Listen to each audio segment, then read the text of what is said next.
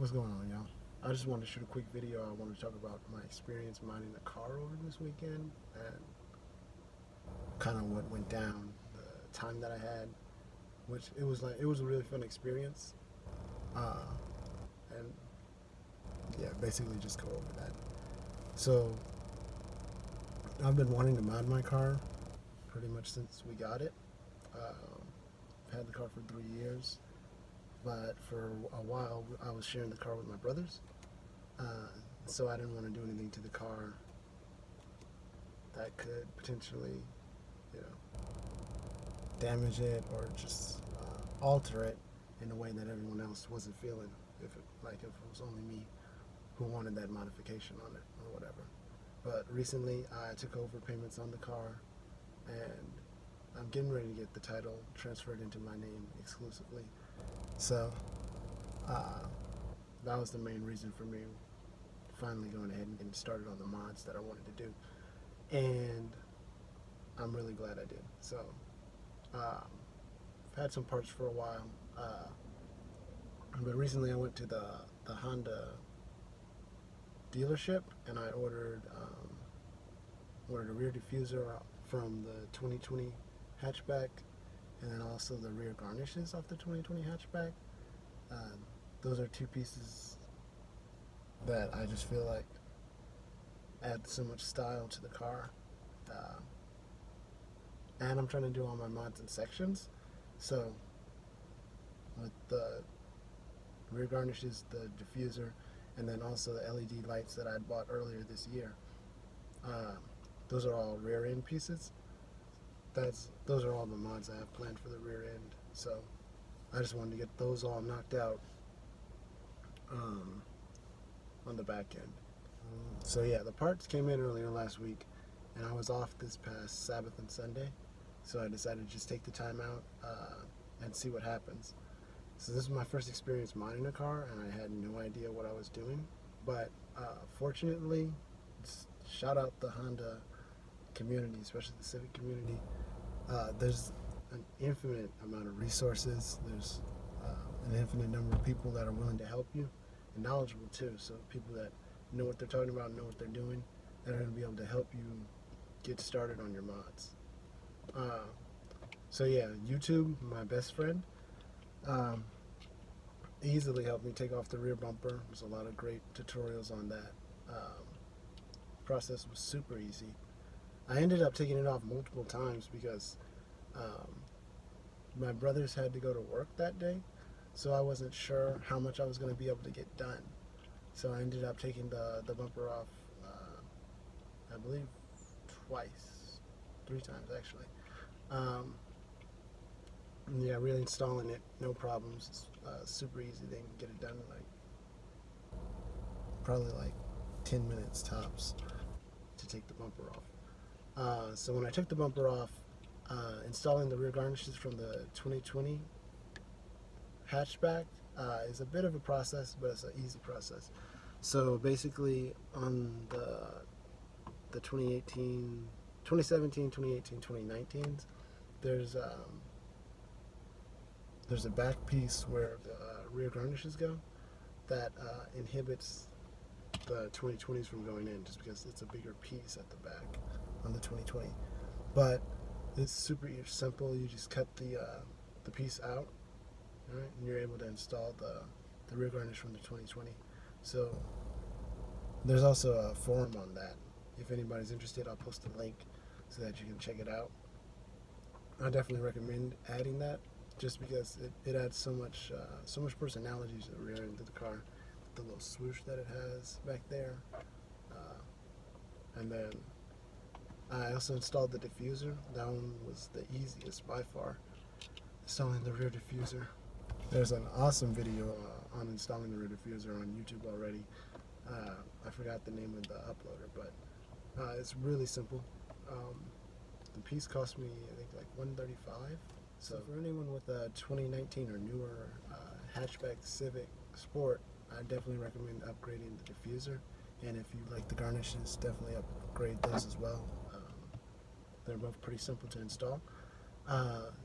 But for me, I ran into trouble when I installed my rear LED reflectors.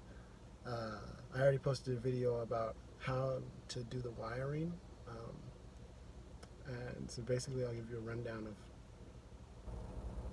like what I did wrong.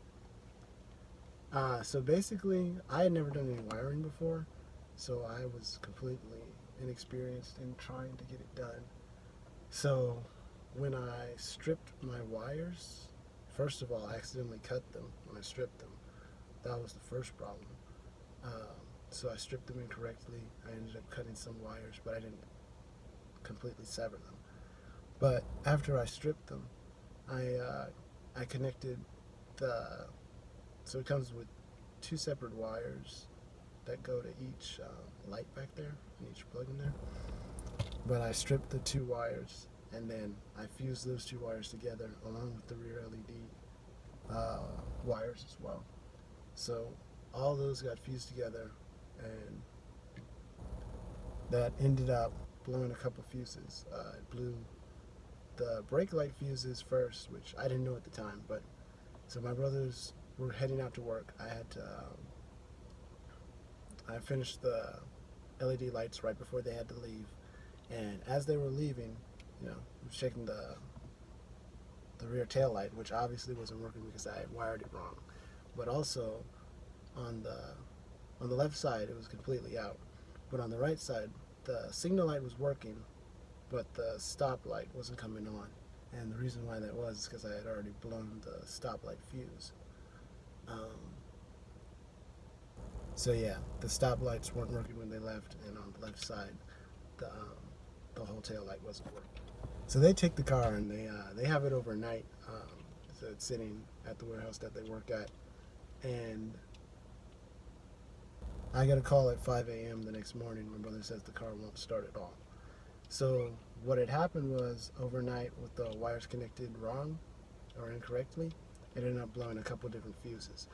But we didn't know that at the time. We thought it was the battery. I drove out there to try and jump start the car, and of course that didn't work because it wasn't the battery. And the whole time he was telling me, the lights were all coming on inside and everything was fine with like the electrical stuff. The car just wouldn't start. You turn the key, it wouldn't even click. It would just, there was no sound. But we didn't know what the fix was at the time. We got the car towed out here, and from there, that was like 7 a.m. From there, I went to Walmart, because right now my main plan was to fix the taillight first. I thought that it might be an electrical problem, like the computer had shut the car down because the stop lights were out. It was a sensor that might have shut the car down because the stop lights were out. So my main plan was getting the tail lights back on first and foremost. So I went to Walmart, got the right wire cutters, wire strippers that I needed, and then also bought some splice, little 2-ended splice connectors. And so I went in there, cut all the wires, stripped them, spliced them together, and got the tail light working again. But the brake lights still weren't working, so the only way I could tell was when I used my hazards. I would hit my hazard lights, and the signal lights were going, but the brake lights still wouldn't turn on. So I had the hood popped, I was working on it, and my dad told me to check the fuse box. And I was like, oh, this old man, he doesn't know what he's talking about. So I pop open the fuse box, I look at it, and I didn't know how to check and see if fuses were blown or not. So, already assuming that he doesn't know what he's talking about, I'm just like, alright, let me go to the next step. Try a couple different things, and I'm ready to give up and take it to Honda. It's Sunday, so they're closed, but I'm just saying I'm going to wait till tomorrow, go in early, get it fixed, and then be back running. My mom actually tells me to go on Google, first of all, check forums, see if there's an answer to the problem already, and then I do that. But I'm already thinking that I know, or that I'm gonna just get them to look at it, get a professional to look at it. They'll take care of it for me. It's not gonna be a problem, right? but I'm sort of half-heartedly looking on there. I'm starting to get some answers or stuff that I can check, and I'm starting to get a little bit of hope. So I go to my to Reddit, go to the Civic forum that I'm signed into, and send a lengthy, detailed question out. Post that up on Reddit. End up getting a response. Forgot the name of the user, but I already dropped karma for him because that dude really saved me, got me on the right track. So he told me to check my fuse box. He said he thinks that his blown fuses. Told me to check my fuse box, just like my dad told me to do 7 hours ago. But so I go in there. First of all, I get on YouTube now, figure out how to check a blown fuse, figure that out. Then I go in there, pull the stoplight fuse, blown. All right. So I end up switching some fuses around because the fuse box actually has some spare fuses that I can check. Install the 10 AMGs, and I end up getting my stoplights to come back on. So I'm like, all right, I'm rolling now. All right. Next move is to take my mom's car up to Walmart to see if I can get some more fuses, because there's a couple blown ones, and the spares that I have inside the car aren't enough to be able to fix all the fuses. I go to Walmart, but because of everything that's going on, they're now closing at 8:30 here in Texas. So that's shut down. And I was really kicking myself at that point because I'm just feeling like if I would have just checked the YouTube right after my dad had told me, because I didn't know at the time how to check fuses. If I just checked YouTube, figured out how to do it, looked into it, I could have had that straightened out by then. But I go back, and I'm still not ready to give up though. So I just take the fuses out of the stoplight because I'm not going to need the stoplights to do much of anything. If it didn't turn the car back on, then I don't need them right now. So I take the fuse out of there, and I start checking different things. And just working with it a little bit, I end up pulling the ACG fuse, or lose the ACG fuse, figuring out that's the one that's blown, switch it out, turn the key, the car starts. So that was definitely a cool experience. The next day I go to the Honda, and I'm lucky enough to get them to give me a couple fuses. They say they don't sell them, so the guy just ends up handing me like 2 or 3 of each fuse, and letting me go to work when I get back. Because after the car had shut off, there was like Christmas light of safety lights on the dashboard. Pretty much every light that can come on. The traction control, the brake system, the check engine light, all the lights were on pretty much. And so I get back with the new fuses that I got from Honda, and I start just checking all the fuses. I switched out like one more blown one. I forgot which one that was. And then I just pulled a couple other ones, put them back, and turned the car on. All my lights are off. So that was definitely really... So it was a cool experience because I got the opportunity to mess up and to right my mistakes or fix what I messed up. But also it's inspiring because I know that no matter what I do to the car, there's going to be a way out of it.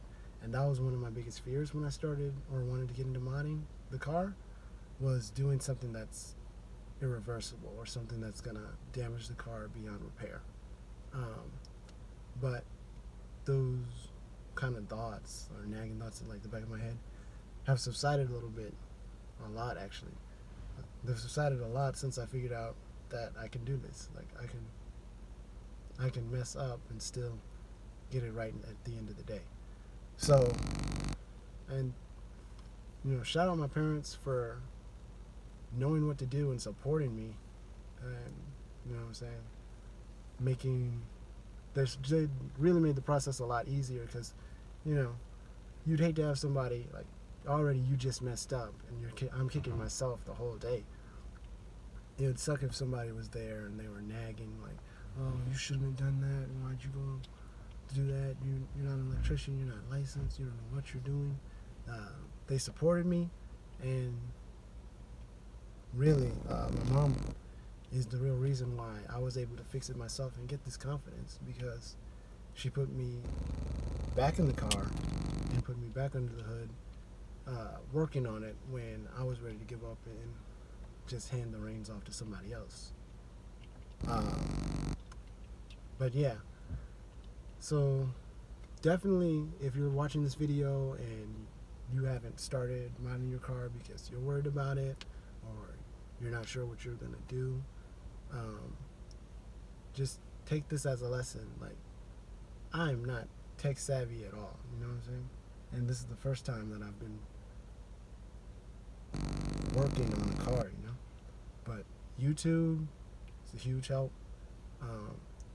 I've got the backing of a great community. Like, I sent that post out on Reddit, got a response in like the first 10-15 minutes. So I definitely have a great community that I'm in and blessed to be a part of, and then also have some great support from my people.